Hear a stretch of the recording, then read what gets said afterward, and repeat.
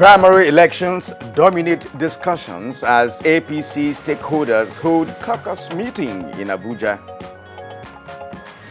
I think everybody has confidence that we will do a very credible primaries to ensure that those who fly the flag of the party have the mandate.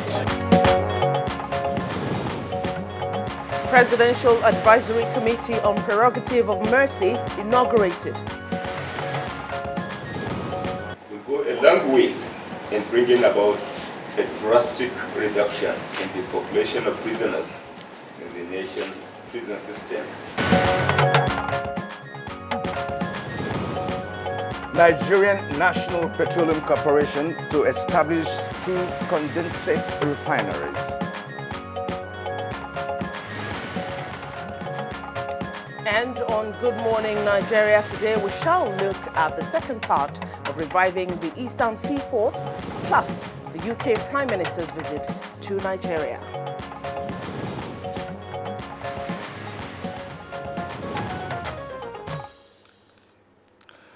About 2 weeks ago, Good Morning Nigeria turned its searchlight on the abandoned eastern seaports, which to a large extent contributed to the gridlock being experienced in the Lagos ports. Yes, Kirian, and in that edition of the program, we assembled some of the key players in the industry who analyzed the major factors responsible for the underutilization of the eastern seaports. And of course, the guests identified exorbitant fees being charged importers, inadequate facilities in the affected seaports, and insecurity, as well as technical competitiveness of ports, among others. Yes, so many issues were thrown up, Kirian, and they advocated for the review of the concessioning arrangement of the ports and the need for the states and people in the affected seaports to own the facilities.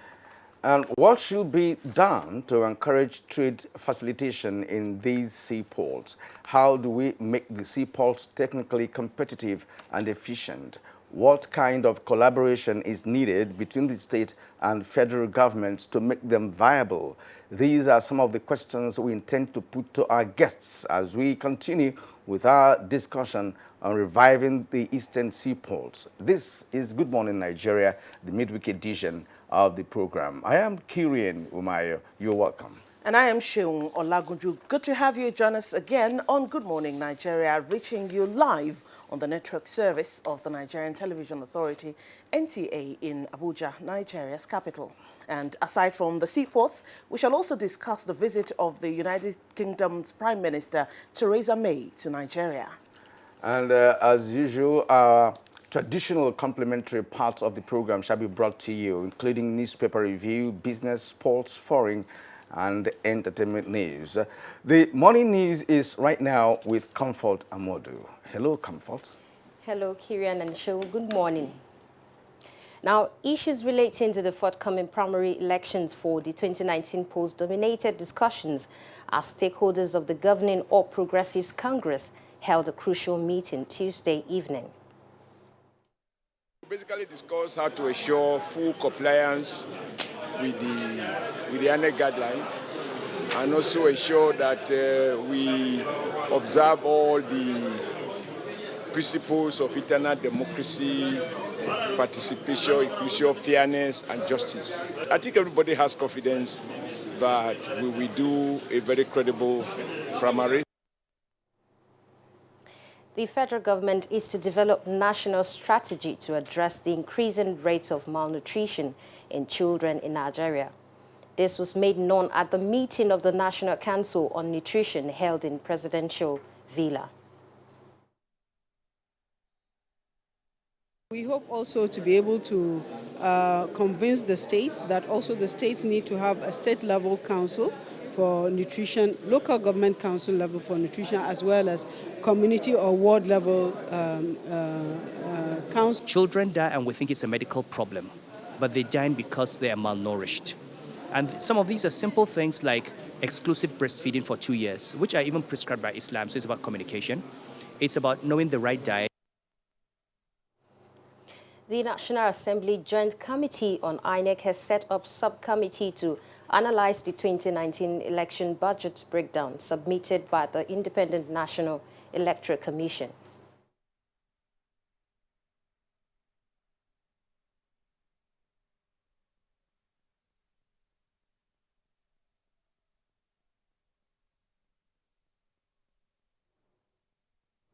The Presidential Advisory Committee on Prerogative of Mercy has been inaugurated with a mandate to work tirelessly to ensure the decongestion of the nation's prisons by advising the President on ex-convicts to be pardoned. Minister of Justice and Attorney General of the Federation, Abubakar Malami, senior advocate of Nigeria who represented the Secretary to the Government of the Federation, Boss Mustafa, while inaugurating the 12-member committee, challenged them to embark on prison nationwide visit to ascertain the inmates who deserve presidential pardon and reintegration into the society.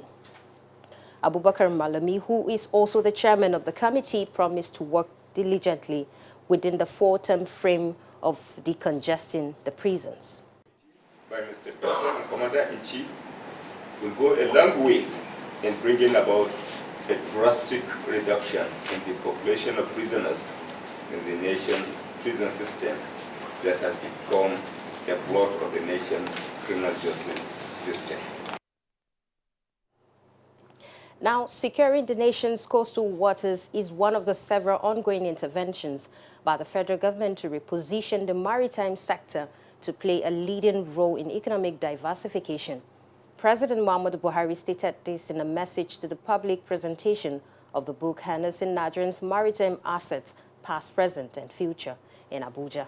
A total of $195 million for the establishment of maritime security. Once that is done, we will have activities in the maritime sector. We're making progress in the area of capacity building. We are making progress in navigational safety. We need to invest in infrastructure. And away from that, the Nigerian National Petroleum Corporation is set to establish 2 condensate refineries with a refining capacity of 200,000 barrels per day. The refineries are to be located at Western Focados area and Asan North or Haji area of Delta and Imo states. NMPC Group Managing Director Dr. Mekanti Baru made this known in Abuja at the bid opening for the provision of consultancy services for a feasibility study for the refineries. You might ask me, the PIGB, we're going to be commercial, yes. The condensate refineries are going to be fully on a commercial basis. We are going to get partners that will invest. And that report does it on the news. Good Morning Nigeria will continue shortly with Shehu and Carrion after this time out. Unemployment, notably youth unemployment, features strongly in our party's manifesto. We intend to attack the problem promptly through revival of agriculture.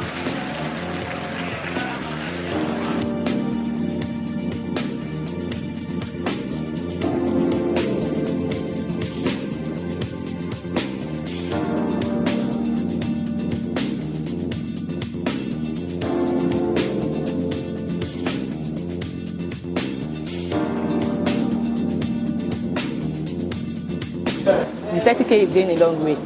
Actually, I bought an acre of land for 60K like 2012, and presently I have a cassava farm and a yam farm.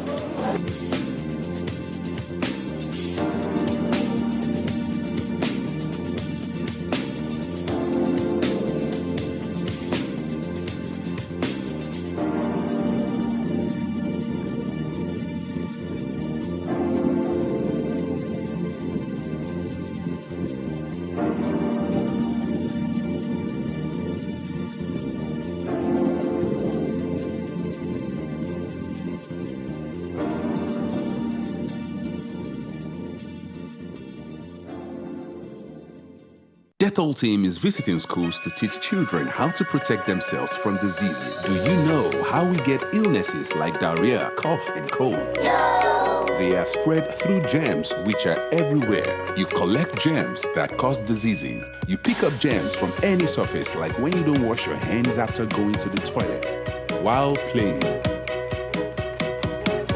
And then you can get sick because of germs.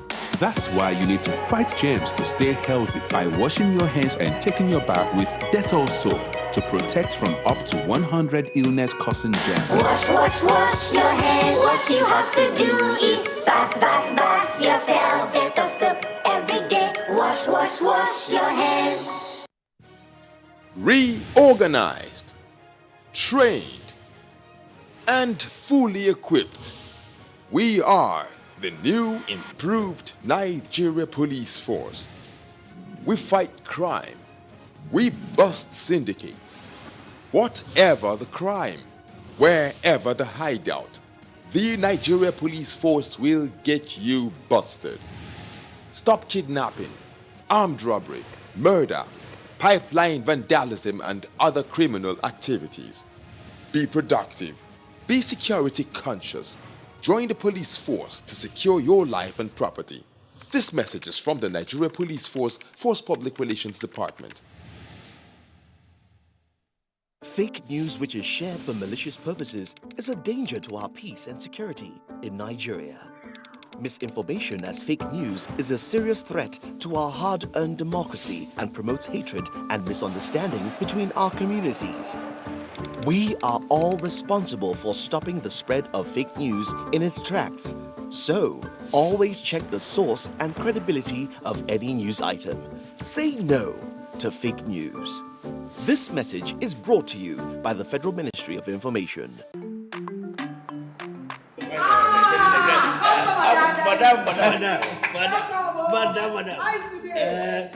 Brought us as usual. As usual. You have no problem. For the three put You are welcome, sir. as usual, yeah? You take that one. You take that one. You don't understand? We want Nigerian homegrown rice. Finish. You don't have? You don't have? Join the rice revolution today. No other rice that tastes like Nigerian rice. Are you sorry? That's the Nigerian rice we are talking about. Chocolate made in Nigerian rice. Healthy food. I'm going to bring Mrs. Mobu to come to chocolate rice of made in Nigeria here.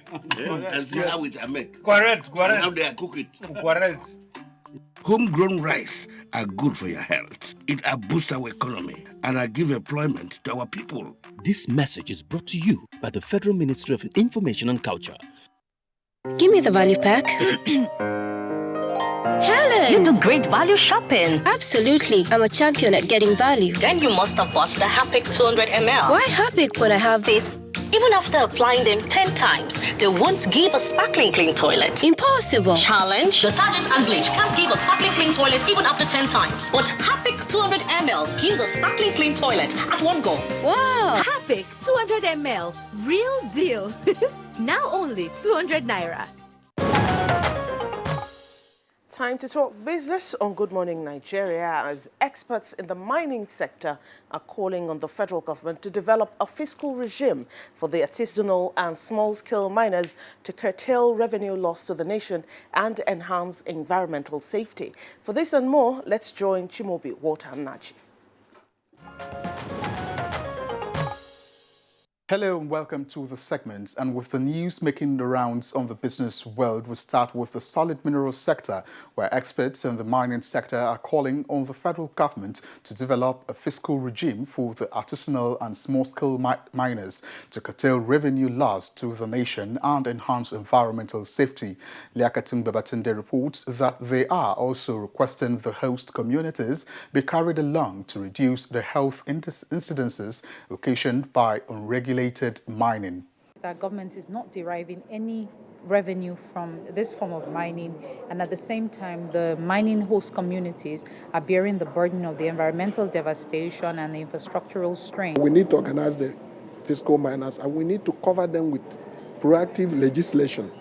That legislation will define who is doing what and how. Global Rights, a non-profit organization, is leading this conversation, which aims to see authorities not only develop a realistic fiscal regime for the mining sector, but also implement it. After being organized, they need to be supported. We all agree that these are people that mine to survive. They are not career miners. And so the methods of mining is largely detrimental to environment. There are cases filed recorded, and there are environmental issues, health issues associated with mining. So what government is doing right now is to make sure that all this doesn't happen again. Building the capacity of these miners, they say, is imperative. The artisanal and small-scale mining sector in Nigeria is one shrouded in uncertainty as no accurate data or information exists about it. It is estimated that 80% of the mining sector is in the hands of these artisanal miners, whom are often regarded as illegal due to the fact that no formal recognition has been given to them. Now, moving on, Nigeria's excess oil revenue has increased from $48.3 million to $58 million per day as international oil prices rises to $76 per barrel from $72. Recall that the federal government had benchmarked its 2018 budget earnings at $51 and 2.3 million barrels oil output. However, the oil price, which had hovered between $70 and $74 in the past few weeks, rose to $76 per barrel, thus causing the nation's excess oil revenue to swell. Specifically, the price of Brent stood at $76 per barrel, while that of the Organization of Petroleum Exporting Countries, OPEC, basket stood at $71.75. Market watchers expect prices to rise further as OPEC has predicted possible rise in global oil demand, expected to drive developments in the market. Let's now take a look at the trading figures on the floor of the Nigerian Stock Exchange.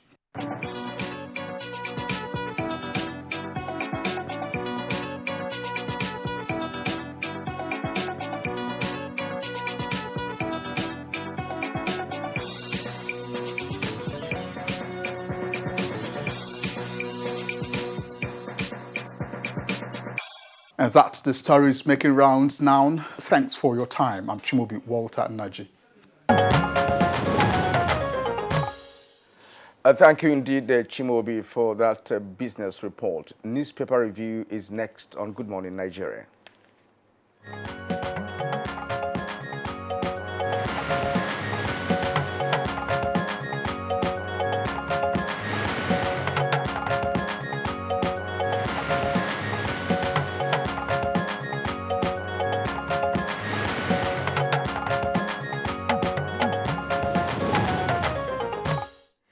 Yeah, you're welcome to Good Morning Nigeria Newspaper Review, and we kick off with the authority.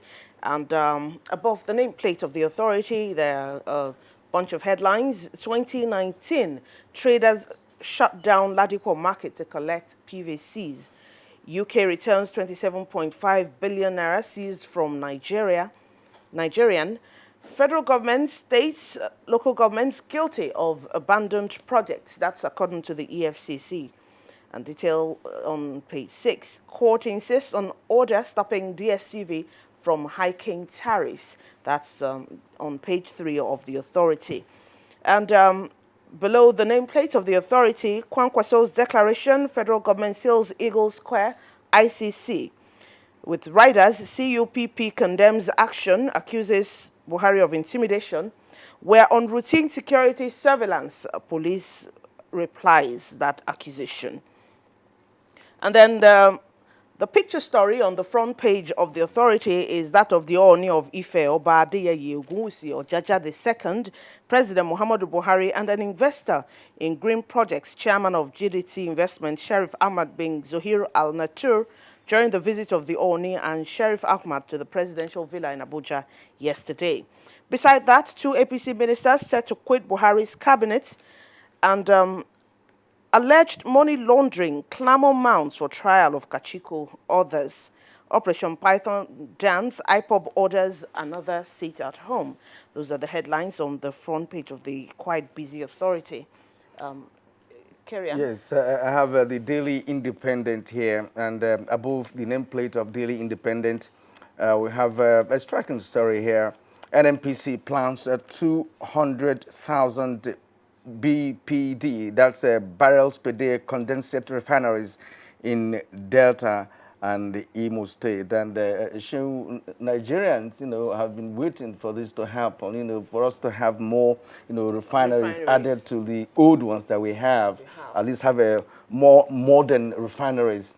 All right. And below that, we have Afenifere Capers of Shebaju over comments on restructuring. That's on page 38 of Daily Independent. And now below the nameplate is all about 2019 election. Lamido, Tambua, Makrafi, Atiku, others no fate October 6. With 2 riders, federal government bars Kwankwaso from using Eagle Square for presidential declaration. CUPP kicks over action. CUPP is actually the coalition of the union of political parties. Now, below the, or rather, besides the photograph on Daily Independent, to have court warns against illegal removal of Saraki. It's on page 5. Then PDP asks Buhari to explain 4 trillion unlimited oil revenue on page 38. And just below the photograph, we have Oshomole forecloses automatic tickets for Kogi, Bauchi, and Kaduna State governors, with 2 riders to that story. APC holds NEC meeting. Oshu polls presidential primaries on the cards. Unveils former Delta Governor Doyam at caucus meeting. All right, and should we still have another Yeah, please go to the editorial. I think we'll just go to the editorial straight, which you have with you, Kirian. Okay. All right, now to the editorials.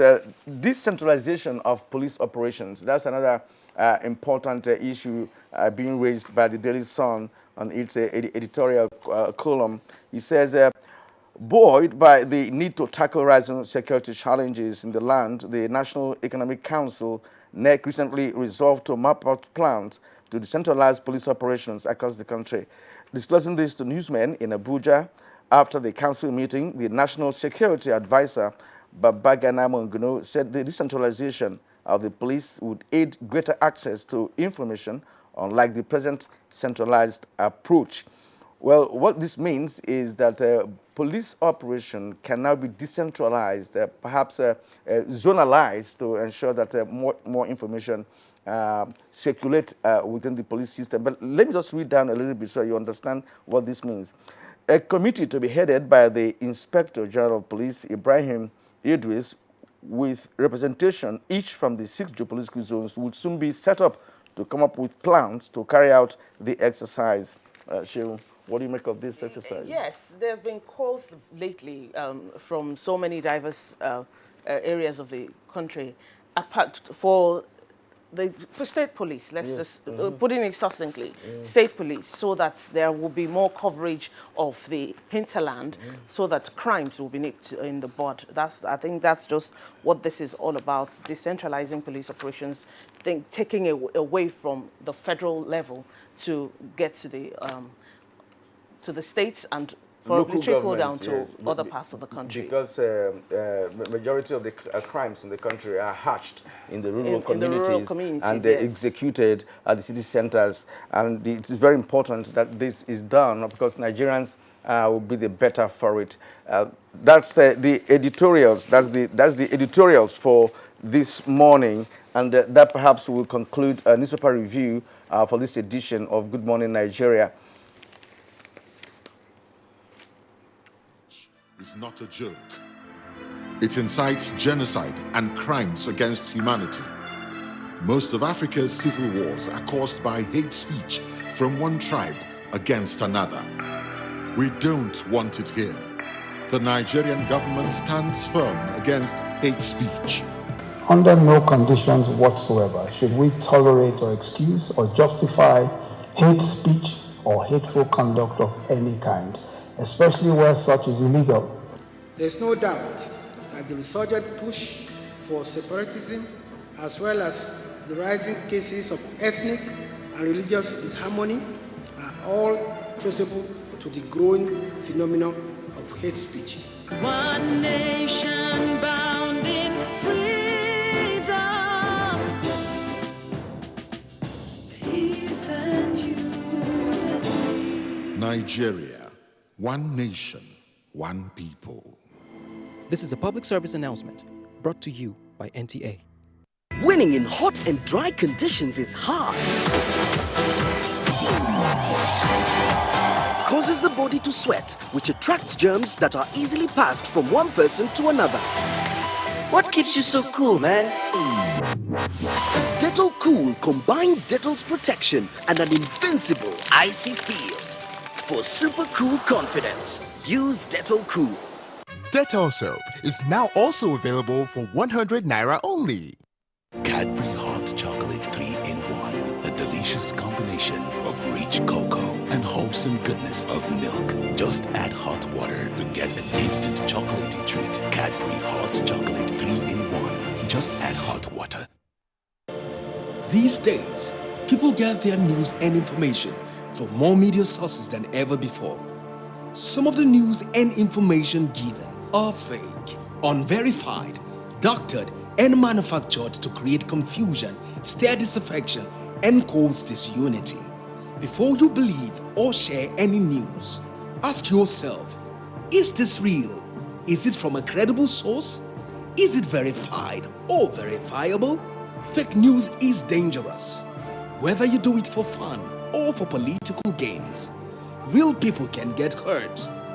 Fake news, don't create it, don't spread it. This is a public service announcement from NTA.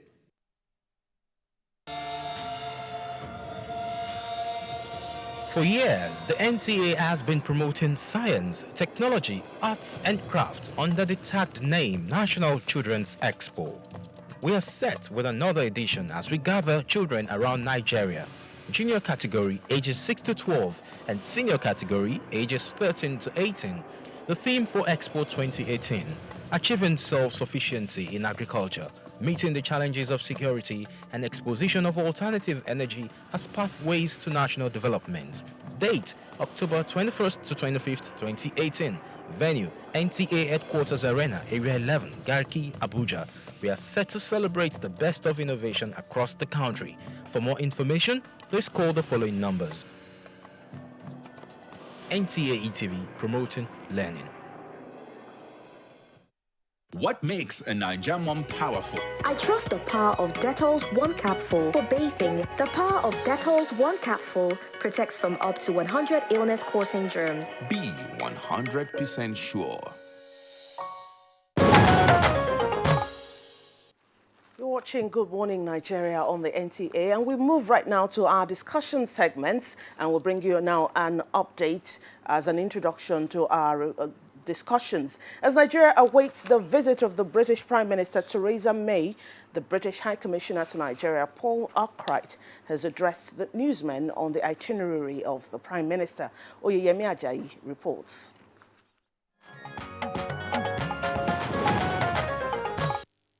This is the first time Prime Minister Theresa May will be visiting Africa, as well as the first time a British Prime Minister will be stepping on the soil of the sub-Saharan Africa since 2013. The Prime Minister will meet with President Muhammadu Buhari on Wednesday after visiting South Africa and end an African tour in Kenya. The British High Commissioner said the tour is to enable Britain continue to relate with the world and strengthen her relations with the world, especially in terms of trade after Brexit. The UK is the second largest investor in Africa behind the US. We want to become the first investor in Africa.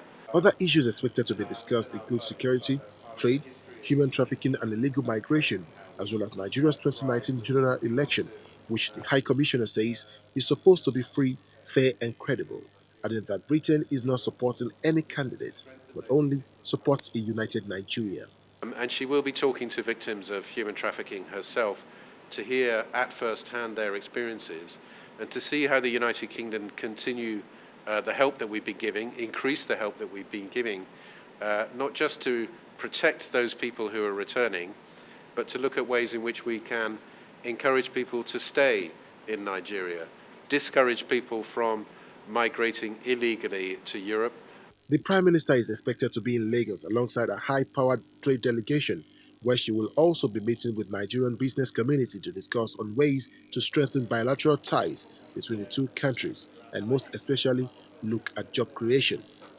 Partnership, defense cooperation agreements and investment commitments are expected to be made by the Prime Minister.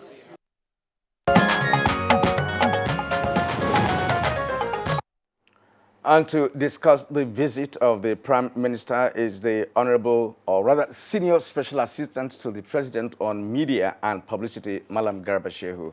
So you're welcome to Good Morning Nigeria. Thank you very much.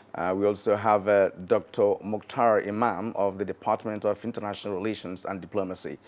You're also welcome to Good Morning Nigeria. Thank you for having me. Shehu. Madam Shehu, thank you very much once again for joining us on Good Morning Nigeria. Like we just said, the UK Prime Minister is expected in Nigeria today. What's your impression of this visit?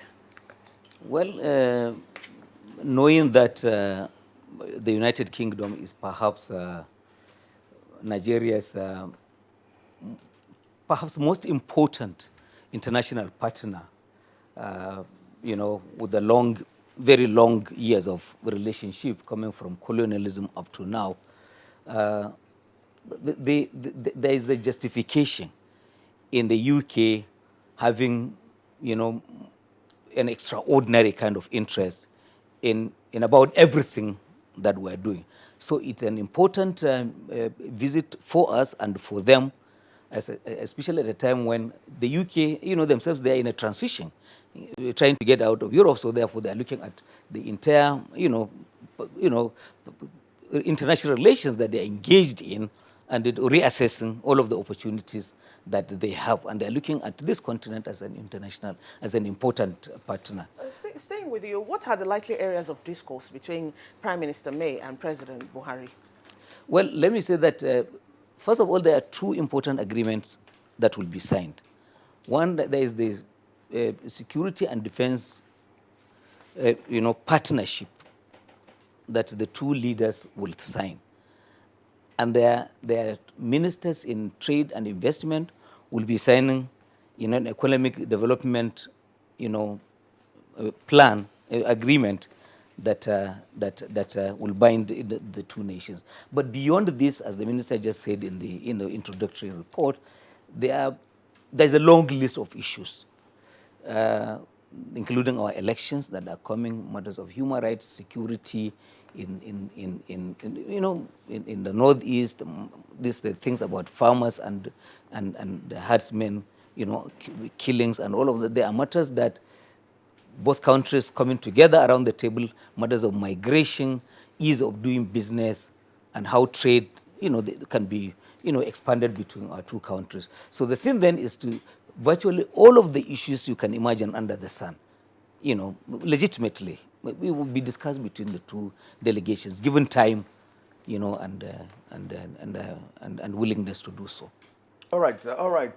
Let's also look at this issue from the backgrounding of what really led to these visits. Theresa May actually has been riding on a rough road in the process of implementing Brexit. She has also lost cabinet members in the process. And this visit to sub-Saharan Africa has been viewed or perceived in some quarters as a way of strengthening relationship with some African nations that are very vital. And Dr. Imam, given this background, what is your impression about the visit?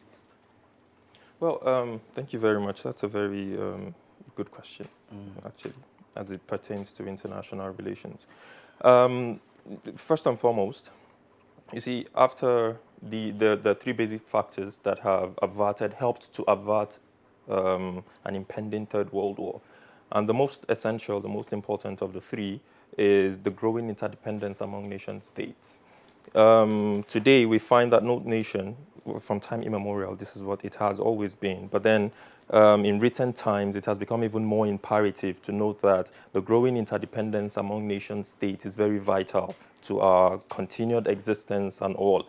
Coming to the issue you raised, of course, perception is very important in politics, domestic and international. Theresa May is faced with a lot of domestic crises, just as every other leader around the world is facing its own internal crisis and trying to develop mechanisms to try to address some of these challenges. But having said that, again, it takes me back to the previous issue. The growing interdependence cannot be detached, whether it is international economic relations or international political relations. However you look at it, there is the need to strengthen relations amongst countries. The United Kingdom, just as the Honorable Special Advisor has just mentioned, Senior Special Advisor, Britain has always been, or the United Kingdom has always been an ally of Nigeria, not necessarily the relations as colonial, erstwhile colonizers and all, but then again, you look at the position of Britain or the United Kingdom within the international arena. It's a country that has made a mark for itself from the days of Pax Britannica till present day. So therefore, having an ally of sort within the international system is very good for our image within the international polity. So therefore, it's not just about perception of the crisis she's faced with within the domestic arena and how she's trying to play that out within the international system. This goes beyond Theresa May as an individual and President Muhammadu Buhari as an individual. It's about two countries trying to strengthen bilateral relations amongst themselves, which is going to trigger down to the ordinary people. And of course, as we saw from the itinerary, we're expected to hear issues concerning migration, issues about economy, issues about politics and all of that. These are very essential arenas that require attention, considering our present circumstances and all of that. Issues, deficits in areas of development, for example, can be addressed given this sort of platform or relation. Both delegations can sit and address some of these things, because these are what Nigerians hope to see at the end of this conversation. It's not just the tea party. Nigerians hope to see results, to see how this relation can transform into something meaningful that will impact the life of average Nigerians. These are the areas that average Nigerians, ordinary Nigerians on the streets have their hopes high on. And of course, and as you may know, in diplomacy, you negotiate from one of three positions. You're either negotiating from a position of weakness, a position of strength, or in no position at all. The big question mark here would be, from what position will we be negotiating? Are we negotiating from what position? Well, again, the Honorable Senior Special Advisor there, I think... you see, you have international relations background. Yes. Right, and you will have better understanding of this. The truth is this, theoretically speaking, there are basically material and non-material variables that governments bring to the table to have a conversation. Part of what is material is mineral resources and all of that. And then the non-material is ideology. The selling point of the president has always been his integrity, still is his integrity. And then again, of course, the ideology and all of that. These are all areas that are summed together to come to the negotiating table and have a conversation. See, I just got back from China a couple of weeks ago, and my conversation with the Ministry of Culture and Tourism was this, that the Chinese do not have half the resources we have in this country in minerals. No, they don't. But the one thing that is essential that the Chinese have been able to put in place to transform their situation is human resource.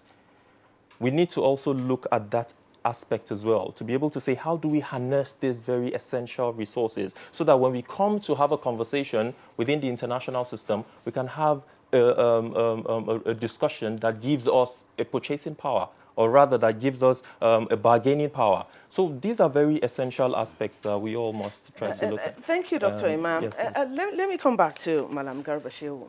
Yes, no doubt this is a very important visit. It is very good for the image of Nigeria, because it's not just enough that Theresa May is coming to Africa. So many world leaders do come to Africa and ignore Nigeria. It's a good thing that she's coming here. But then, like we just raised, what is being brought to the table? What will be in this for Nigerians after this visit? What do we look forward to? Well, you know that the ambassador just expressed an aspiration to move from being the second biggest investor on the continent to being the #1 in the coming years. So what that it means is that we hope that they will open the door for further investments in the country. They're already talking about jobs creation, not only in their own country, but also in Nigeria. This is a key matter for us. But it is also significant that this is not just about Nigeria gaining from, because they too, they have their own gains they hopefully should be making. For instance, there are matters of chemical weaponry, which has been destabilizing for the UK, and they want to get an international handle on all of these things, and particularly these matters of migration. Now, how do you combat all of matters such as that one? Because our people are trooping to Europe, daring the desert and all of the consequences that attend to that, because they aspire to good life. And so therefore, if there's conscience among nations of the world and their leaders, the thing then is, how do you now create the same, if you can, kind of environment for us here, so that Nigerians, all of us on the continent, will feel contented, decide to remain home, and not there the desert and cross onto their own part of the world. So the thing that will help us to do this is, of course, further investments, bringing capital so that we create industry and generate jobs for our people so that they have things to do and they have good life to aspire to.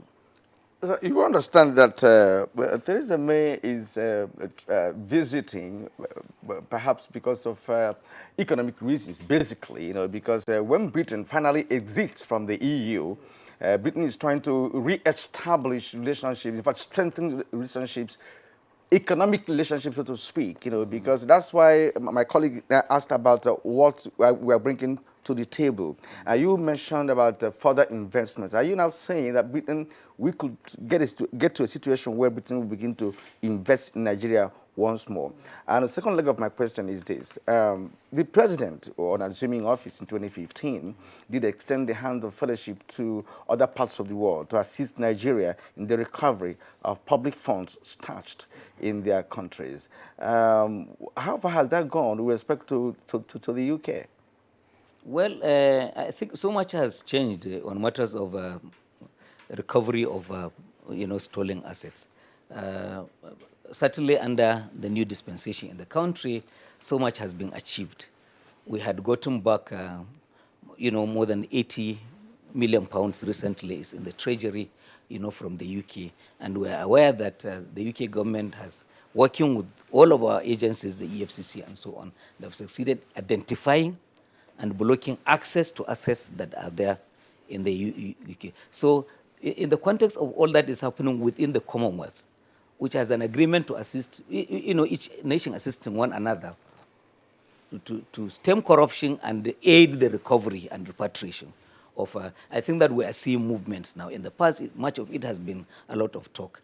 The UK has a plan, yes, to expand investment on the continent, and they are talking about bringing a lot of money. I have seen the numbers. I can't say these are the numbers, but we are expecting that because Europeans would kind of move away from them, they're trying to shift also to our continent, and that should be good news to us. And I asked that question because, of course, she is actually on an economic mission. Oh, that's our mission. Yeah. Talking about the economic mission, Dr. Imam, one of the specifics that we even heard from our introductory report is about human trafficking. She's going to meet with victims of human trafficking, looking for a way to stop people from moving to Africa en masse to Europe, specifically the UK.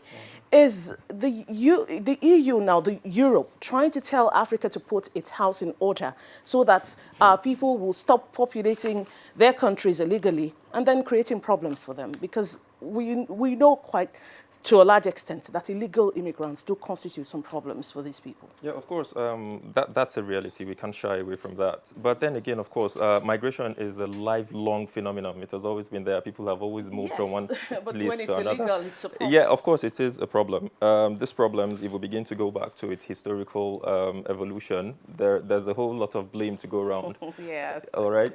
So yes, let's keep it to where we are at present. But then the most important of this, what to take away from all of this is this. You see, the crisis of migration is not just about country of origin. The problem of migration is about country of origin, country of transit, and country of destination. And all these three countries need to come together to be able to tame the tide of migration, or illegal migration as they call it. Building fences will not stop people from migrating. It has never done in history. It will never do that in the future. What needs to be done is to build longer tables to be able to accommodate other people, particularly those whom you've stolen from historically. Okay, let's not go into history. You mentioned that. It's quite essential that this conversation is done with an open mind so that these issues can be addressed. As far as migration is concerned, people will leave. So, but again, of course, it is imperative that here, like you rightly stated, we need to put our house in order. This is an African problem, and we need to deal with it headlong. We need to be able to put in place infrastructure for our people not to look away. We have a whole lot of brains. You see, the DNA of an average Nigerian is filled with entrepreneurship. But what is lacking is that the enabling environment might have not been created. We're not blaming any government in particular. It's as a result of issues that have been long-standing. But then we see a lot of these things trying to be curbed, but we cannot curb them overnight. So there is the need for collaboration amongst countries that are faced with these crises to be able to tame the tide of these problems. Again, speaking of the economic aspect of Theresa May's visit, it is important that we note that there is nothing morally wrong about that. No. Countries within the international system, particularly today, are beginning to seek newer alliances. We see that happening all around. The Chinese are doing the same, Far East, the Middle East, and all of that. So there is the need for countries to find allies, strong allies within the international system. That is exactly what she's trying to do. Not in the interest of Theresa May, but in the interest of Great Britain and of Nigeria. Any country that intends, that aspires to have a partnership with Africa must put Nigeria into consideration. For obvious reasons. 1 out of every 4 African is a Nigerian. This is the most popular black country in the world. We have about the most mineral resources that the world yearns for deposited in this country. So therefore, there is the need to strengthen ties and relations with Nigeria, and that's exactly what she's trying to do. All right, and we actually hope to see the benefits, after this visit. And let me return to the senior special assistant to the president on media and publicity. The fight against insurgency or terrorism has been an onerous task which this government has been able to tackle to the extent that Boko Haram has extensively been decimated. Now, is the president going to request for further assistance on the part of Britain, because we don't really have clear information on the contribution of Britain towards the fight against insurgency in Nigeria? Are we going to bring that to the table? Is there any need for further assistance in this direction? Well, certainly, it's one of the key issues for discussion. Perhaps the main issue, because security, without security, there is nothing that you can actually do. You know that the UK and France, working with Nigeria, have a new initiative now, and this is aimed at policing the border between Nigeria, Nigeria, Cameroon, and Chad. We are surrounded by the French, so therefore, the 3 countries are synergizing to see how there can be support, to restrict or curtail the movement of armed attackers, and the terrorists and all of that. But even before now, Nigerian government has received perhaps the most that any country could get from the UK dealing with the terrorism. You know that when President Buhari came in the first instance, we had access to weaponry in a number of these countries, including EU and the United States, blocked. All of this, windows have been opened. We can now buy whatever we want. But beyond that, there's a lot of training that is coming from the UK in particular, for our armed forces.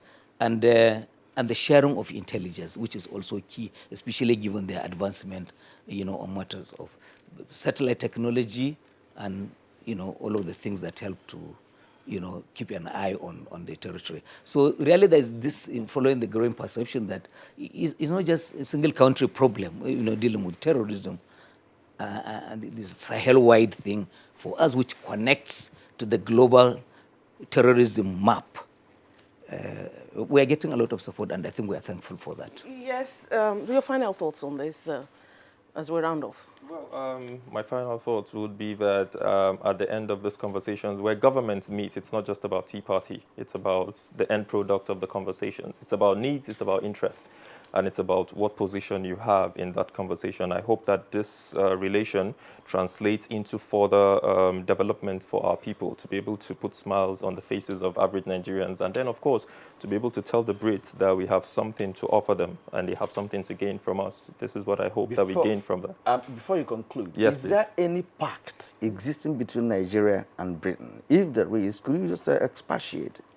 Well, we have always had a pact in defense in different aspects. We've had bilateral relations, agreements between both countries and all. And there is the need to also further strengthen on some of these things in economy and in all ramifications of diplomacy. we have had different relations. But then the part which would have probably transformed all of this situation would have been what Tafawa Balewa tried to do when we gained independence. But well, thankfully or not thankfully, we didn't go into that. So let's not. It's a flying visit, and we do hope Nigeria will make the best use of the visit. And thank you very much. I'd like to thank you, gentlemen, for coming. Malan Garba Shehu, for always obliging us when we call you, Senior Special Assistant to the President on Media and Publicity. Thank you for joining us. And also you, Dr. Mukhtar Imam of the Department of International Relations and Diplomacy of the University, Abuja. Thank you very much for coming. Thank you. We'll kick off our next discussion very soon. We'll take a break. Stay with us.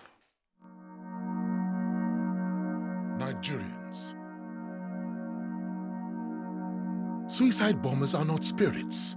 They are not ghosts. They are human beings like you and me. They live amongst us. They are your neighbors.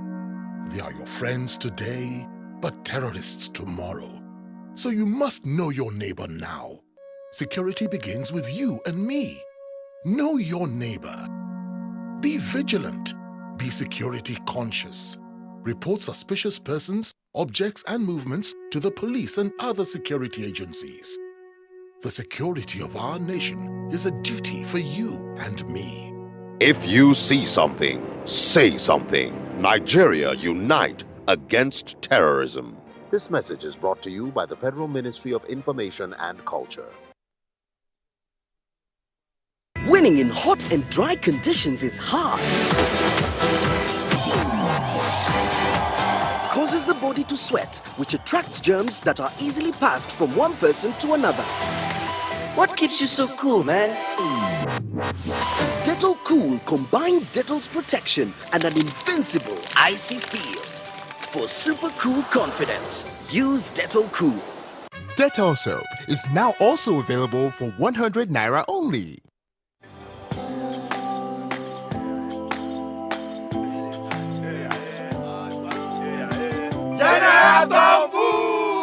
Hold it!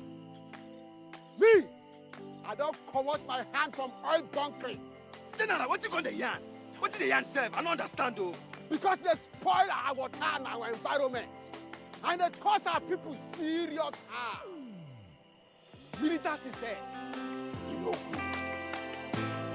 Me, I not do again, Sam. Because why? Change begins with me. This message is brought to you by the National Orientation Agency in conjunction with the Federal Ministry of Information and Culture. And to kickstart the second leg of our discussion, let's take excerpts from the first part of the program.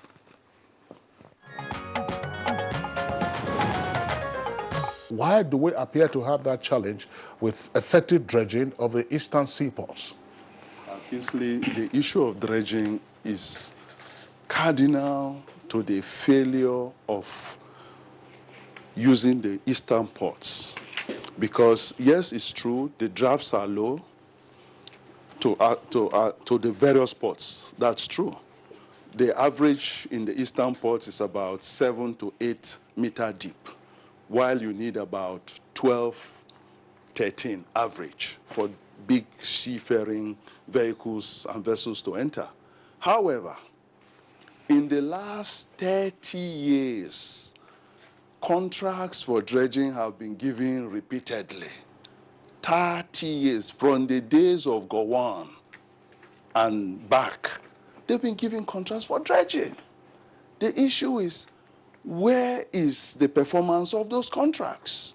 The high patronage of Lagos Port is a question of when there is no variable, then the alternative becomes the preferable. However, there is a lot of things that government still, both the government and the private sector need to do. And we should equally take a cue from the neighboring ports. If you go to Cotonou Port, it's fully automated in terms of port operation and clearing procedure. So a single window system is working in Cotonou. Before the establishment of single window in Cotonou, cargo dwell time was more than 30 days. Now it has crashed down to less than 10 days. The port of Lome, single window is equally working. Before the establishment of single window in port of Lome, cargo dwell time was more than 30 days. Now it is 3 days.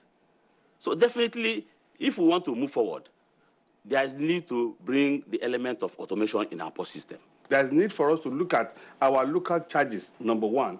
Look at it. How much are we charging these vessels that are coming into our waterways? And that is why they are transferring this cost to the final consumer. And who is the final consumer? The importer that's bringing in this vessel. The Shippers Council has tried recently, about a year ago, to give what is called sensitization and look at how do we have freight collapse.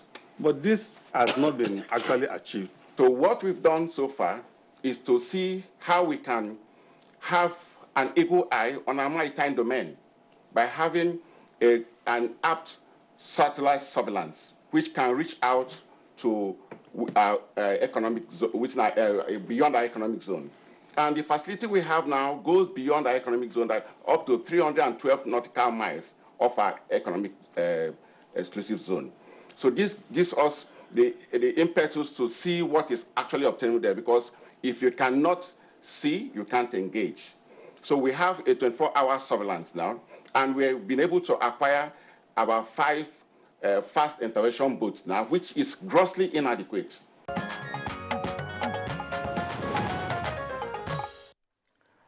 And all right, to further discuss this issue, we have in our studio here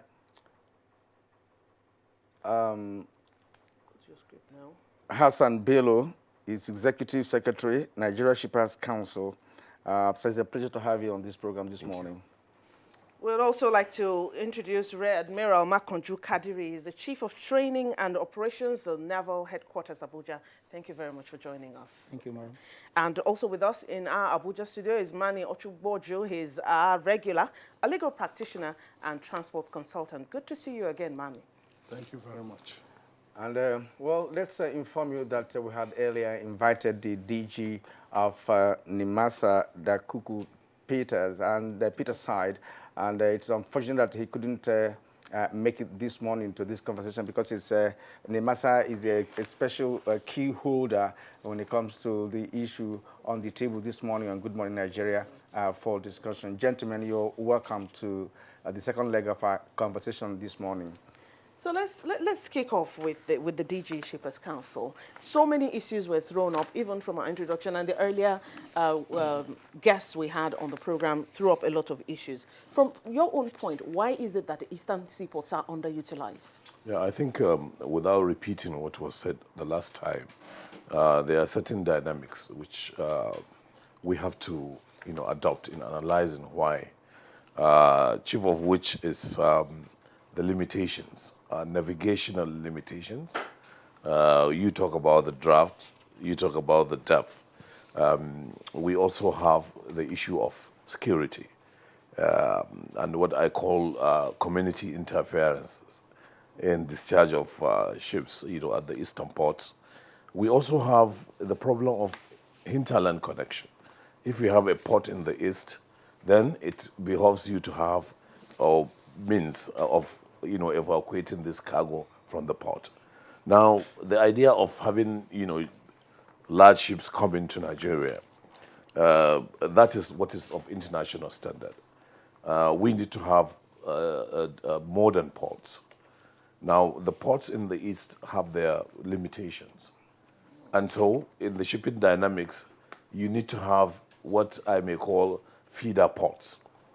You bring is the spoke and the hub, system in transport topology, meaning there must be, a central port which will accommodate large ships. Let's take, for example, the Lekki deep sea port, which the federal government is constructing, with the private sector, costing about $1.5 billion. It has the capacity of 6 million TEUs per annum. That is because it accommodates large ships from 5,000 to 15,000 TEUs, Panamax, post-Panamax. You don't expect, because of the shallowness of these ports, and sometimes there's nothing you can do about it. You know, the draft is not for you to begin to, make it deeper because it may affect structurally the port. That's what we have in the Eastern Port. So we have the issue of navigational hindrance. In fact, it is long, channel, about 80 miles. So you have to have, dredging, maintenance, dredging all the time, which makes it very expensive. And then the issue of security and the issue of hinterland connection. This may be the problems.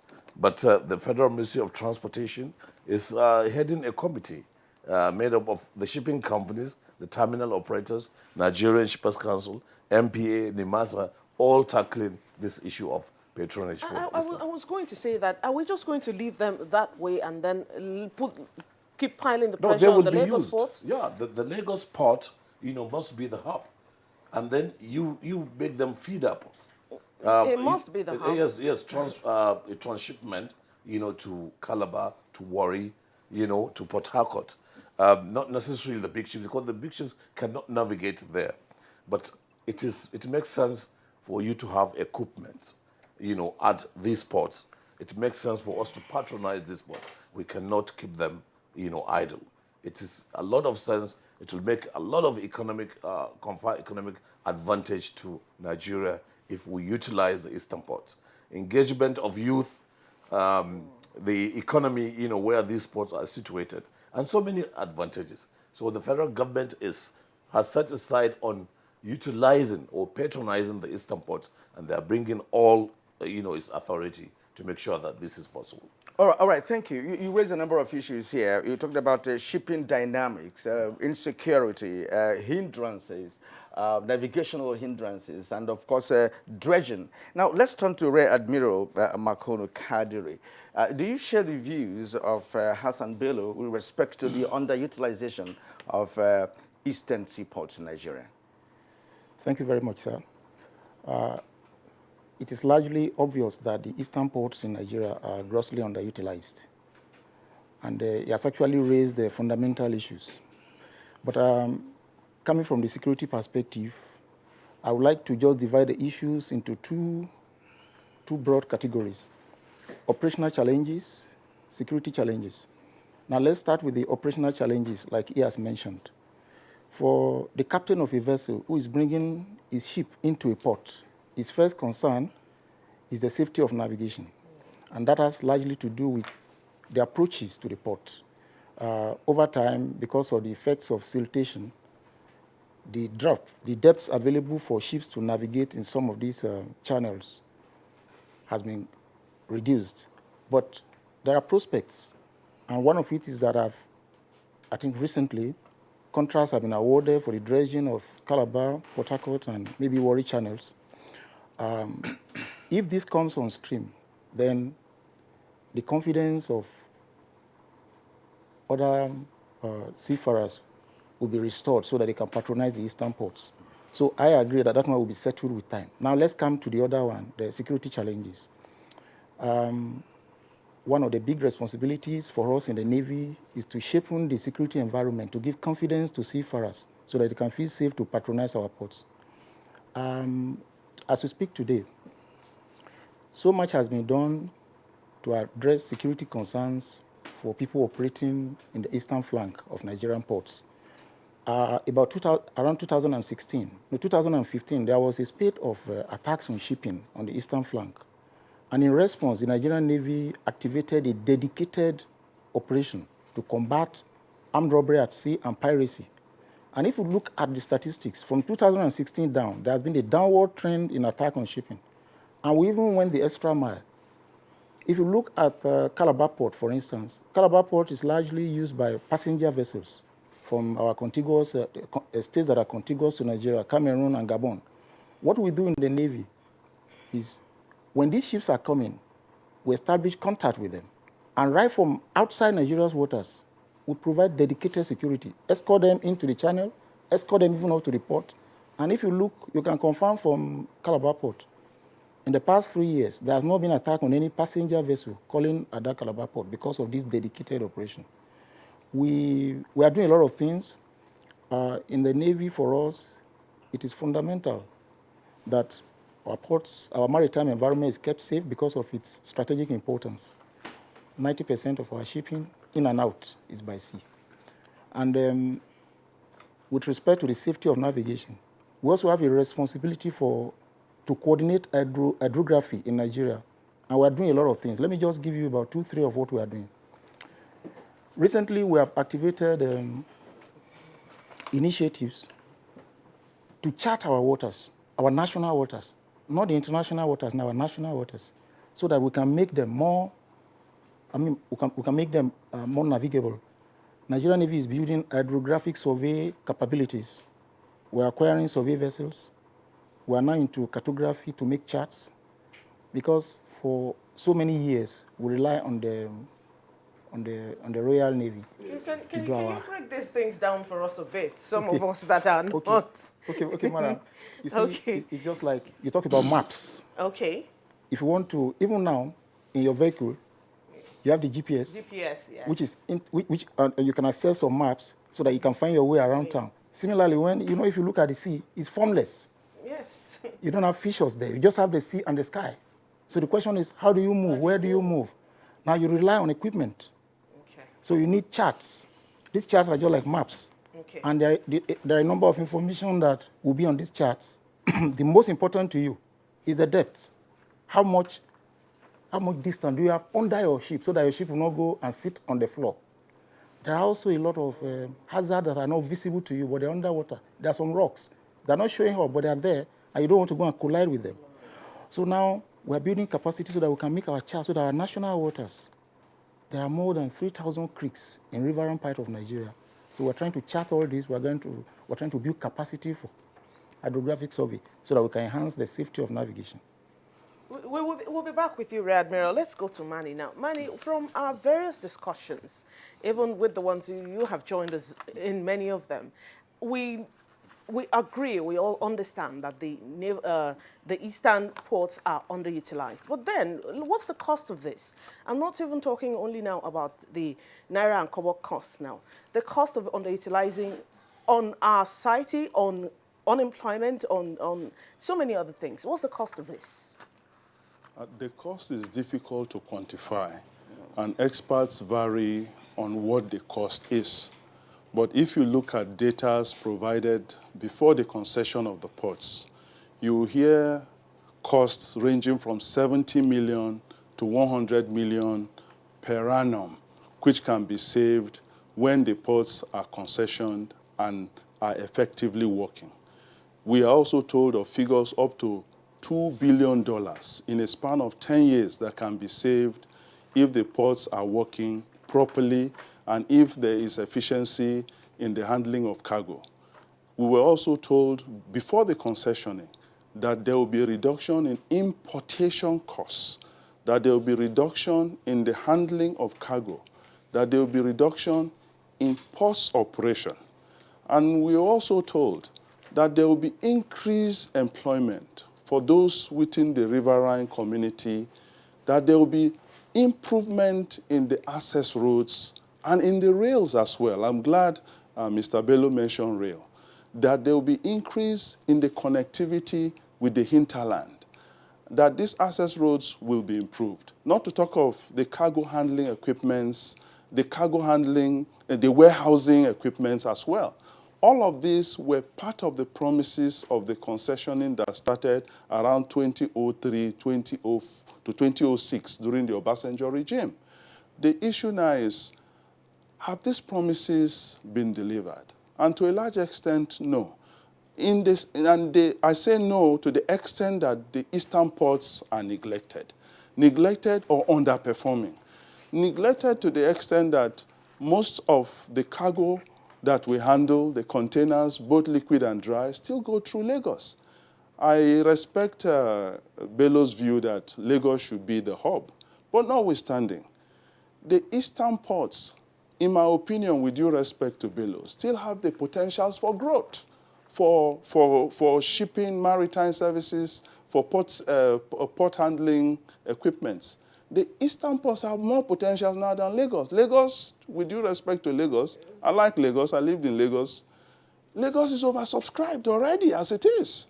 80% of our cargo can be going through Lagos continually.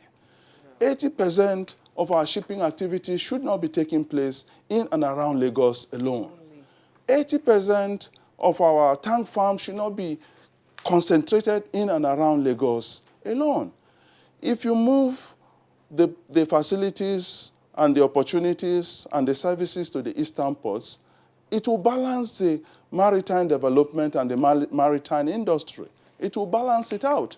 And still on the potentials for growth.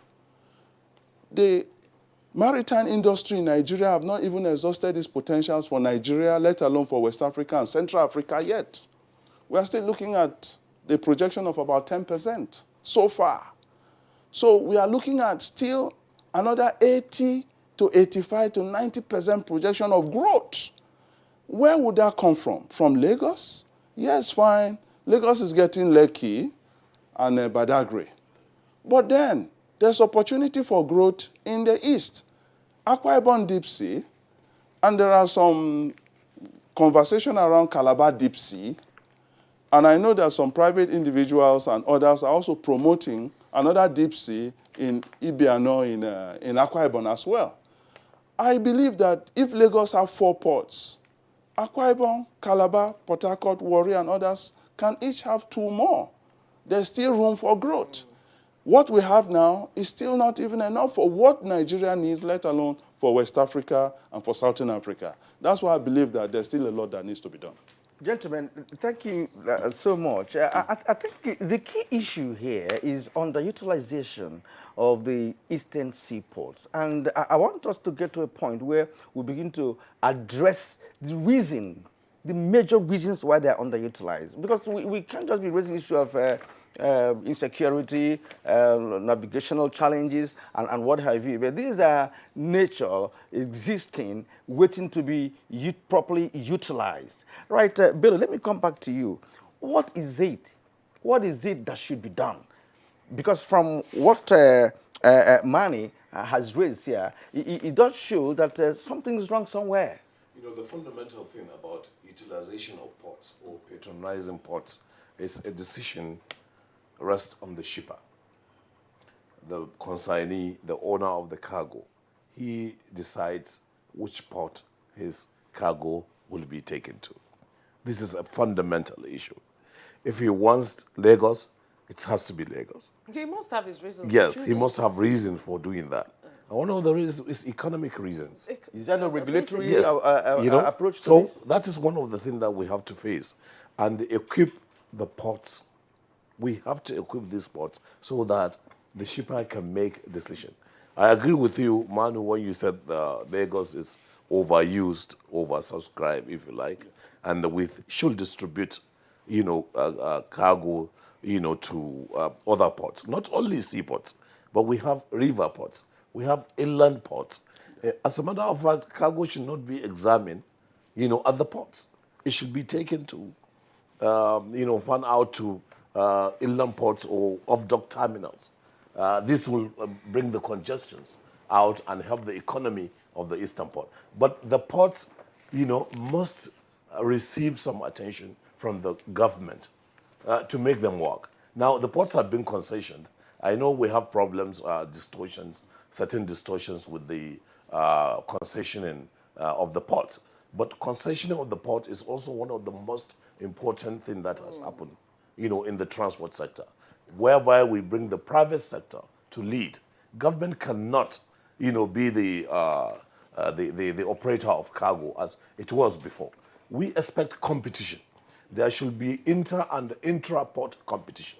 Okay, the port of Warri, should compete with the port of Port Harcourt or Calabar, incentivizing the shippers to come out, patronize my port. So I'm going to give you these incentives. If you come to Calabar port, this is the rate. If you come to Warri, so there should be competition, just like we have in communication. We have different telephone companies. So why is that? Why is the competition not there? That is why we said there are some distortions, and that's what the committee that has been set up, by the federal government is looking. Because for competition to start, I believe the federal government should, come in, somehow and make these ports or remove certain inhibitions. It is the responsibility of the government to make the ports even attractive for investors to come in.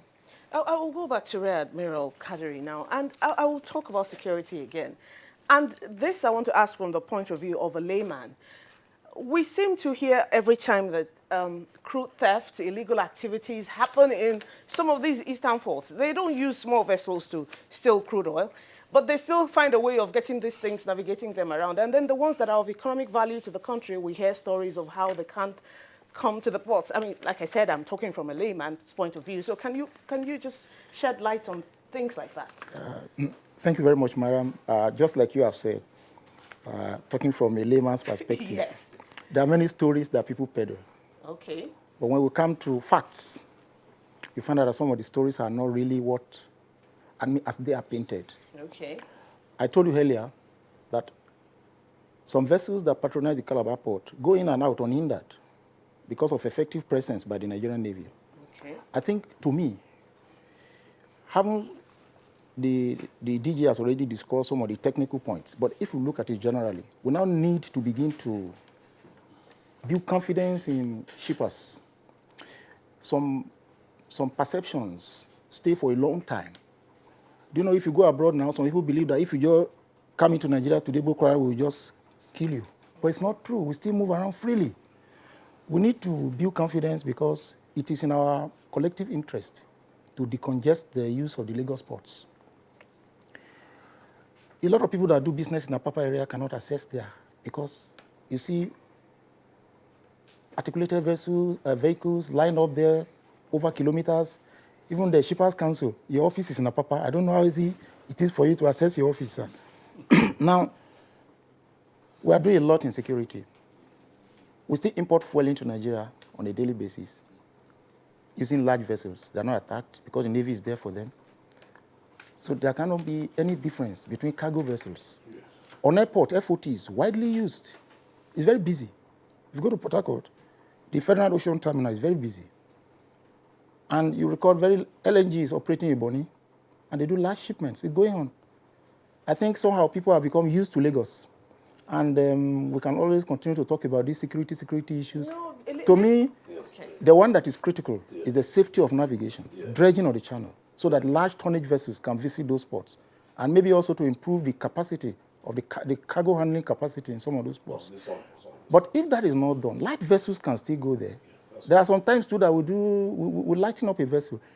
Even when we import fuel, very large carriers will stay offshore, and then you lighten to come inshore. We can do the same thing to cargo vessels. That's what I'm saying. Though it may increase the cost, but it can be done. When you now build a cost, if you marry them, sir, I'm not an economist, but I can say, when you take almost 14 days to clear your cargo in Lagos, and it takes you so many hours to line up and approach the ports, and when you conclude this, when you combine this, and then you have to transport a cargo from Lagos by road to maybe Onitsha, when you had a cost, to me, going through Calabar or Warri is better. That's why we were wondering. That's why people are clamoring for things to be put right in this instant. But you were trying to speak to that. I agree, with the Admiral, that NIMASA and Nigerian Navy are doing a lot about security of cargo.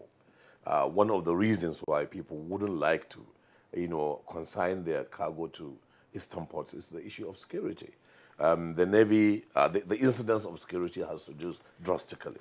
As a matter of fact, Nigerian Shippers Council is fighting, the carriers who have put a war risk clause, on our cargo. If we are shipping to Nigeria, there is a war risk clause, as if we are in a war.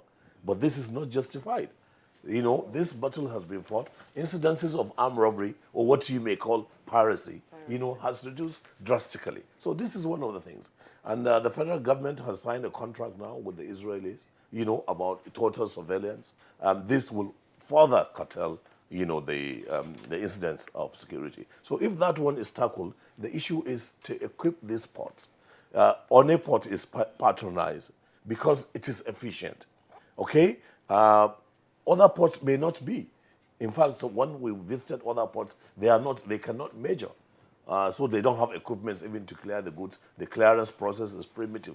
And so it's a matter of competition. You know, if war report is good, people will patronize it. So we need to make them, you know, compete against one another so that there will be choice for the shipper. Still on security, I will return to you, Admiral.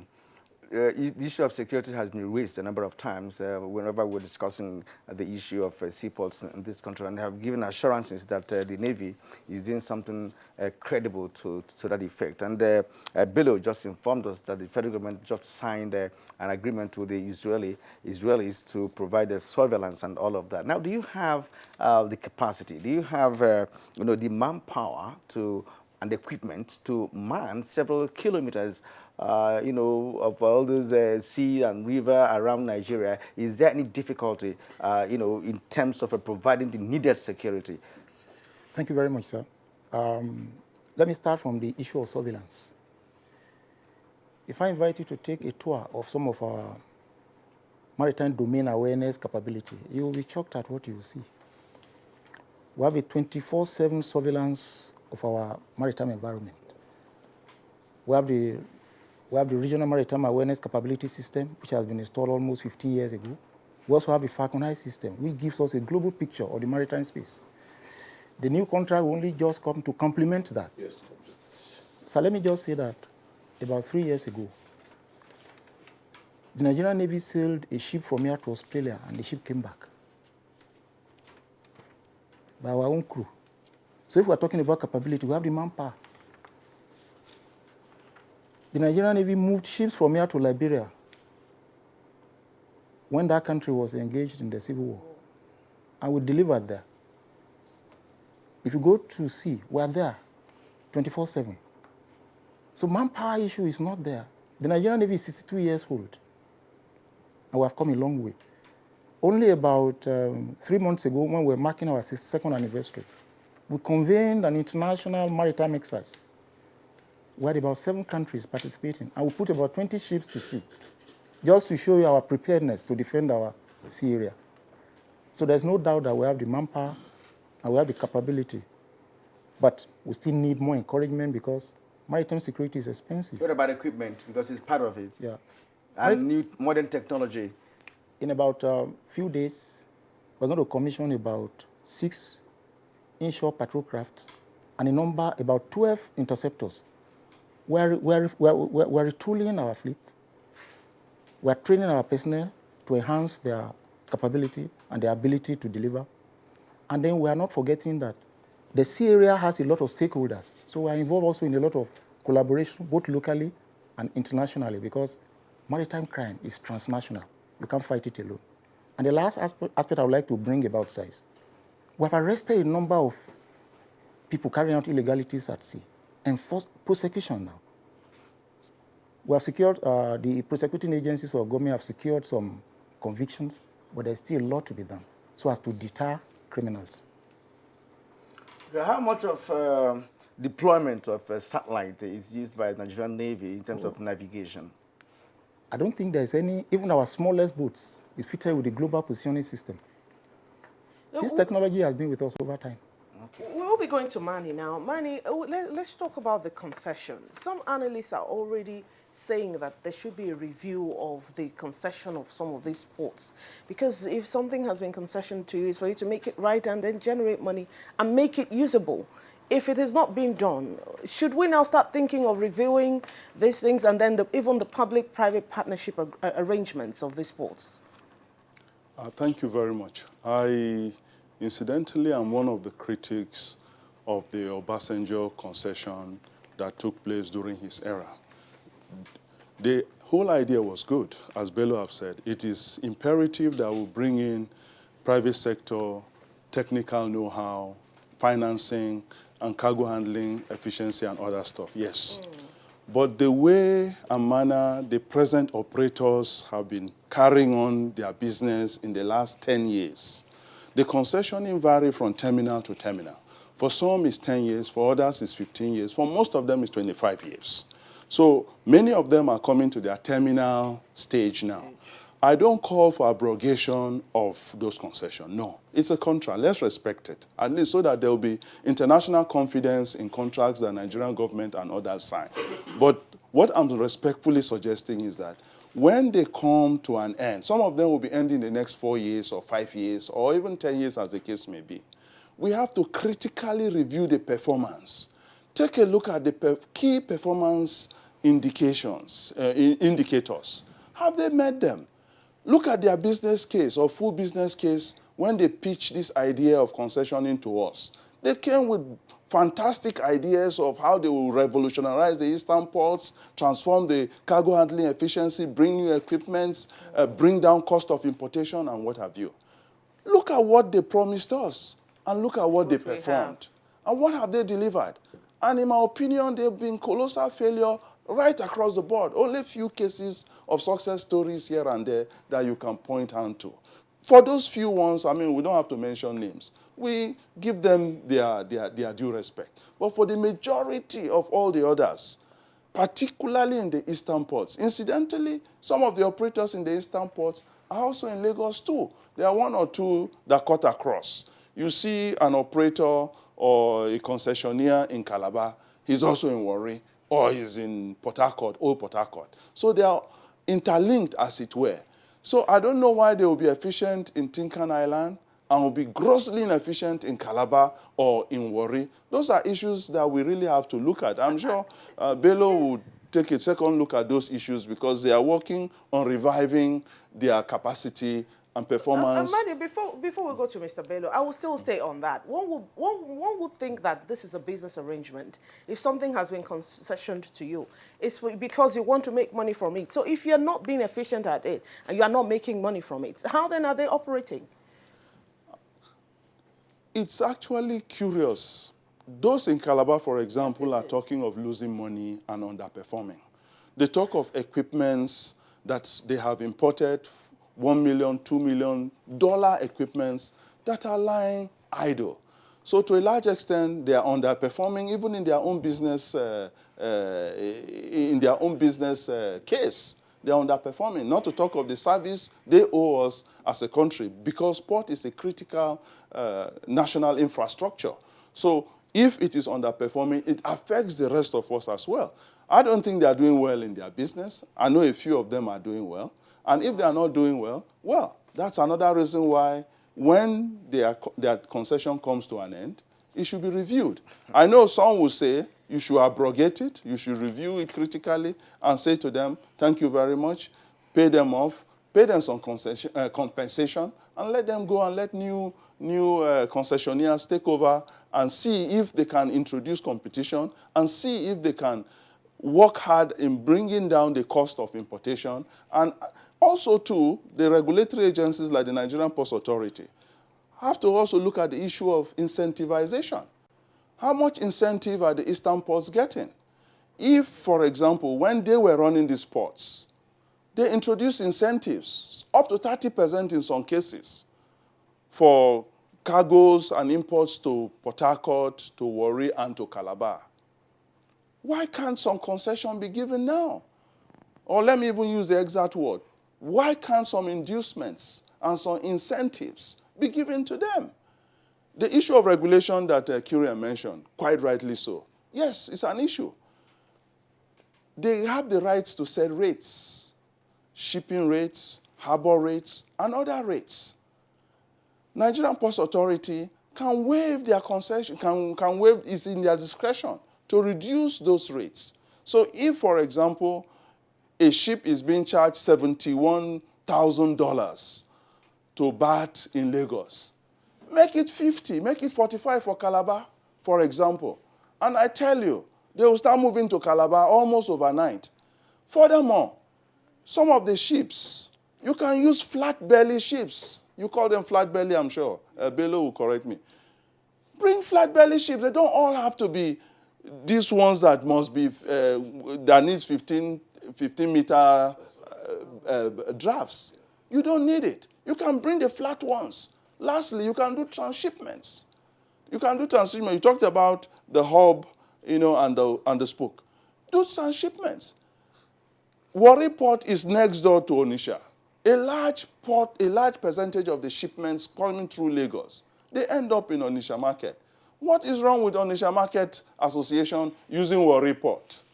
I know they had some altercation with customs that they don't want to be examined in Warri and then re-examined in Onitsha. But that's a simple matter that can be resolved. That should not frustrate the use of Warri Port when the whole place there is lying fallow and idle. Yeah, thank you, Manny. Thank you indeed. I think what one can make of this submission this morning is that there is this inability to effect a kind of a restructuring of the system, because everything is almost there from what we've had. It just depends on the ability for us to now see, okay, let us harness what we have and put the ideas together for a better future for the industry. But let me come to you, Bello. You told us earlier on that the importers determine where the port to use, right? And because of the poor nature of our regulatory arrangement, you decide where you go. And the Minister of Transportation some time ago did accuse importers of utilizing ports of neighboring countries as against our own ports, which means, yes, Lagos is congested, but some importers are utilizing seaports of our neighboring countries, to the detriment of the eastern ports in Nigeria. Yes. What do you make of this? But they have the right to. You know, that's the fundamental issue. Some of the things when you said goods are diverted to foreign neighboring ports, it's not diversion. It's an economic, deliberate decision by the shipper, because it's an economic decision. A shipper will determine which is more advantageous to him between port A or port B or terminal A or B. Okay? If you have to sign 50 documents in terminal A, and then your cargo will dwell at that terminal for 40 days, and then you have to pay local shipping charges, you would rather go to terminal B, where you sign only one document, where your cargo will dwell for only 5 days, and you pay less fee. So it's not a sentimental issue. What we need is automation, of our ports. The clearance process and procedures are near primitive, whereby we have 100% examination of container, for example. It doesn't happen anywhere. I know the Nigerian custom is working very hard to ensure that scanners are brought to our ports, and then the other process are automated, and that's what it means. So I think the concession agreement, of course, they are due for review, but the review is not only on the side of the government or regulators. Even the people operating the concessions, that is the terminal operators, they want a review too. It has been working for 10 years or more, and everything that works for 10 or more years need to be reviewed. They also are looking at obligations of the government, and the government sometimes may not have consistency, in policies. Look at the Apapa Road, for example. No matter how efficient a terminal is, if we cannot convey the cargo out of the airport, then there will be problems. So government has obligations to the concession agreement, just like the terminal operators have. So it's good for them to come together, because this review is not going to be one-sided. It will have to bring all the terminals, and I believe that there should be a supervisor, like Nigerian Shippers Council is looking at auditing the performance of all these ports. And it could be recommended that you have not performed or you have not fulfilled your obligations. So it is very important we contextualize port operations with the world dynamics of what's happening in shipping. Shipping is international. There is no Nigerian shipping or Warri shipping or Birnin Kebbi shipping. It has to be in conformity with the international practice. How do we make that happen? We can make that. We have started doing that. We are now building the Lekki deep seaport, which is a serious commitment of the government. The government is revolutionizing the rail system. After we have had this rail, Nigeria will never be the same again. And all the ports will be connected with rail, including the seaport, the dry ports, the river ports. There is the inland waterways. It's coming up now. A barge could take 300, the load of 30 trailers. We have to utilize multimodalism, to make sure that we don't depend on this road, because the connection to the port is very, very important. Like Shippers Council has been saying, we have Lekki Deep Seaport, but we need to have, multimodal access in terms of rail, in terms of inland waterways, and sometimes trucking road. We can't have the port in Lekki without rail. It will be the same thing that we have in Apapa. We should always make sure that we look at what's happening in the world. A port is as good as its inland connection, because the goods come, they are taken away from the ports to make room for, many of this cargo to come. So it's everybody's responsibility. But I think we need strong regulation. We need to patronize or to make the eastern ports useful. We need to look at Niger, for example, Republic. They wanted to use the Warri port for importation of chemical, so that they could take it from there. But what are the routes, for you to take goods to Niger? Is the road. And the road is not good. We need the rail, because Calabar could be the distribution center of all this West and Central Africa, Chad, Central African Republic, and many others, Northern Cameroon, and so on. We are strategically placed to play a dominant role, in international trade. And I think the government is very serious about this. Very soon you will see a lot of things. And we have to thank the Navy and the NIMASA for what they have been doing to reduce also incidents of, as insecurity, in our ports. All right, thank you. Before we return to our Admiral, let's go to Mani once again. Mani, loading cost has been identified as one of the reasons for the underutilization of eastern ports. To what extent is that true? But if it is true, what can be done to make the eastern ports more attractive to importers? I slightly differ on those issues. Much as I respect economic forces being the determinant of most of what happens in the maritime industry, I strongly believe that government intervention is primary. It is also very important. It is important particularly because a developing country, even WTO regulations and other international regulations understand that you need some waivers here and there. You need some protection of your local industry.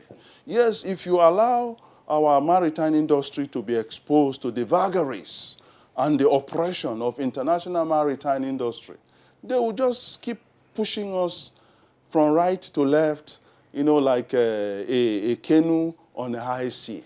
So the government's intervention is important. Some of those rates, the cost of loading, the cost of berthing, the cost of bringing in a vessel into a harbor, all of that can be regulated and it can be incentivized. I keep saying this. It can be controlled. You can control them. You can reduce the cost of loading in Calabar. You can reduce the cost of loading in Warri. You can reduce the cost of loading in Port Harcourt. I believe all of that can be controlled by the Nigerian Ports Authority. It is within their functions and statutory powers so to do. Okay, we viewers have been reacting, so we have some tweets from them now. And the first one I have here is from Ogbeni Omobolaho with the handle Ogbeni GO. He says the opening of Southeast Seaport will drastically reduce the pressure on Lagos. It will open more economic activities in the geopolitical zone and generate thousands of job opportunities. Governments must look into that direction as a matter of utmost importance. All right, from Sani Michael Omakuji, he says, even though Lagos Seaport is seen as feeder port, it must be pointed out that not until we pay attention to eastern ports to decentralize economic activities at Lagos Seaport, we shall continue to experience gridlock at Lagos Seaport. Our seaports must be unbundled. And DW Nigeria says he actually has an accusation. He says, we all know this is politics being played. How can any other port be neglected to the benefits of Lagos Port? Any justifications? There may have been collusions between the federal government and Lagos to continually use Lagos as opposed to other ports. Remember, Lagos makes significant revenues from these ports and other businesses in the state. All right, from Ogbeni Mobolaho once again, the onerous burden the Lagos seaport puts on the helpless citizens is quite untold. The gridlock along Apapa has come to the front burner every now and then. Then the menace is causing the concomitant inconveniences and also enough reasons for government to consider the Onitsha port. And Dele Jack Solomon says, indeed, the decongestion of the Lagos port is a good step in the right direction. This initiative will go a long way in reducing extreme traffic gridlocks and environmental decrepitude in Lagos, which will make life difficult and unbearable for Nigerians traversing the Lagos highways.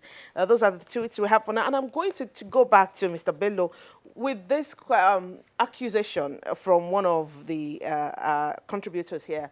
And there's a conspiracy theory he has thrown up here. Do you agree with that? No, I don't. There is no conspiracy theory. It is good for the government to utilization of the Eastern Port to decongest, Lagos. It's a beautiful thing, and government should take, responsibility of addressing the issues where we are not utilizing. Don't forget, there are also other ports. We have Kaduna Inland Dry Port. Okay, it's a port of destination and the port of origin. And someone just mentioned Onitsha port. Yes, and Onitsha River port. So these are all, a port, is where goods are either loaded or discharged. It need not to be a seaport. Like airport, it's a port, and the same thing with dry port. So you see now if you go to Kaduna, the patronage is there for export. So we need to have, this port. I don't agree with that conspiracy theory. Kadri, let's go back to security issues now. You have told us a lot of things that the Nigerian Navy is doing to secure the ports, but then there must still be some challenges and some I's to dot and T's to cross. Yeah. Thank you very much, madam. For us in the Nigerian Navy, we have a strategy to ensure the defense of Nigeria's maritime interests. And I will articulate 3 of them and then tell you some of the challenges that are there. First, we look at it that Nigeria's maritime space, we divided them right from the shore out to the deep sea. We have found out that the area where there is critical security challenge is in the internal waters. We have thousands of creeks in Nigeria, most of them not navigable. Only small craft we use there. Now, what we are doing, the first thing is we want to be able to see what is going on in this area. So the Nigerian Navy, we have what we call a trinity of action. We want to ensure that we have what we call maritime domain awareness, surveillance. The next thing, we want to be able to respond to what we see. So in that area of response, that's where you need ships, you need aircraft. In the Navy, we have ships and aircraft, but these ships also are very expensive. And that's why what we have been trying to do is to appreciate what government is providing for us within the limits of available resources, and also looking also at alternative means of funding. And that's why recently, if you observe, arising from decisions taken in Lomé in 2016 during the African Union Charter on Maritime Security, Trade and Development, countries were advised to create what they call a Maritime Security Trust Fund, from where you can get money to fund maritime security concerns. I'm happy to inform you that a bill to this respect already, I think, has even got the concurrence of the Senate and only awaiting endorsement by Mr. President, that will provide like 1% of what is derived from shipping to fund maritime security concerns. That could help a lot to provide response capability for the Navy to improve on what we have now. The last aspect, which is what I mentioned earlier, is enforcement. When you arrest an offender, he's brought to justice. If he's diligently prosecuted and convicted, it can be a deterrence to others. We have arrested several ships for various infractions in our maritime environment, but the prosecution has been slow. We don't function there. Our own is just provide the evidence for prosecution. Yes. So if this aspect, and that's why the other time we're advocating for the establishment of a maritime crime court for speedy dispensation of justice, so that would-be offenders can be deterred. That you can't do. In 2016, there was this MT Maximus. You remember the MT Maximus incident, the ship that was hijacked off the coast of Cote d'Ivoire. Nigerian Navy went to arrest that ship off the coast of Sao Tome and Principe and brought the ship back. It's almost 2 years plus now. The case is still in court. All right, thank you for that information. Mani, during the Yar'Adua administration, dredging, was commenced in this country for major rivers, in the country, and the communities living along those lines celebrated the dredging policy, but that halted after a short while. And in the course of answering one of our questions, I had Bello mentioning that dredging should be a continuous exercise to clear the way for ships to berth. Now, in your consideration, should dredging be continued, and is it also part of the challenge in the maritime industry? Yes, Kieran. Dredging have two aspects: capital dredging and maintenance dredging. Capital dredging is the one that you open up the channels, you deepen the drafts to the required depth. Maintenance dredging is a continuous one, the regular one that you do because of citation, sediments gathering over years, maybe months, depending on the movement of the sand underneath the belly of the river or the ocean. The problem with with dredging in Nigeria is historical. Unfortunately, the present regime have inherited a very bad mess. It's not something that we can just begin to analyze on national television, but it is one of the worst cases of inefficiencies and abuses, let me put it very mildly. And it goes actually beyond Yar'Adua.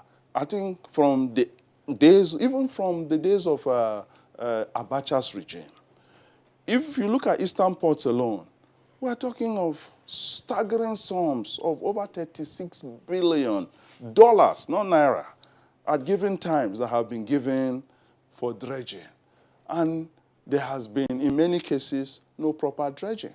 So if today there is neglect, inefficiencies, inadequacies in Eastern ports, one of the first places to look at, if we have the political will, is the issue of dredging. The contracts that have been awarded in the past, the abuses and the breach of those contracts, those are issues that we have to look at. And these are capital dredging, by the way, not maintenance dredging. Maintenance dredging are just a simple one that is just like maintaining your vehicle on a regular basis. We're talking of capital dredging where you have to excavate the earth to agreed standards for shipping. Like for now, in Calabar, you have about 6-meter draft. I think Warri is about 7, Port Harcourt is about 8. This is not good enough. You're looking at a draft of an average of 12, 13 for big vessels to come in. And these are critical infrastructural deficiencies that is affecting all of us. Because every one of us use one import or the other. Whether it's your toothpaste or whatever it is that you have used today, imports come through the port. Our exports go through the ports. Yes. 85% of our imports and exports go through the ports. So that is something that is fundamental. Manny, that's true. And as we round off, very briefly, Mr. Bello, shipping is very important to the economy. That's where imports and exports go through. And we're talking about putting attention now on the non-oil sector. Trading is very important. So how do we now make shipping desirable and more economical to the nation? We have to look at the infrastructure. Even the ports will have to adapt. For example, we have extractive industry, minerals, which we are going to export in a little while.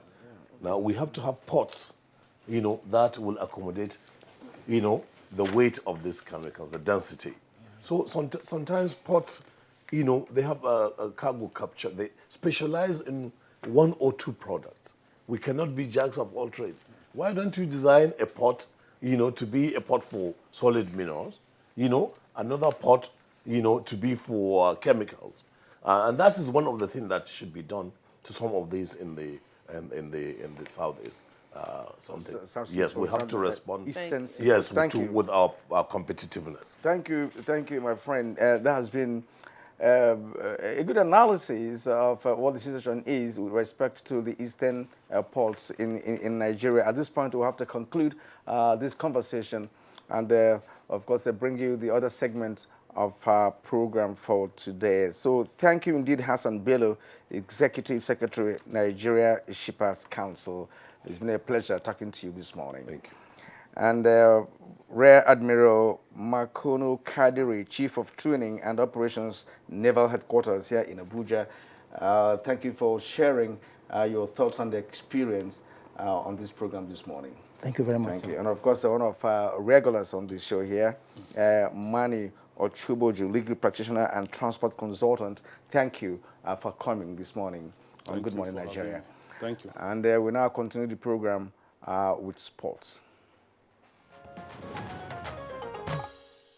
The country's football governing body, NFF, have ordered the 24 players invited for the upcoming 2019 Africa Cup of Nations qualifier against Seychelles to report to camp in Victoria on Monday, September 3rd. It remains to be seen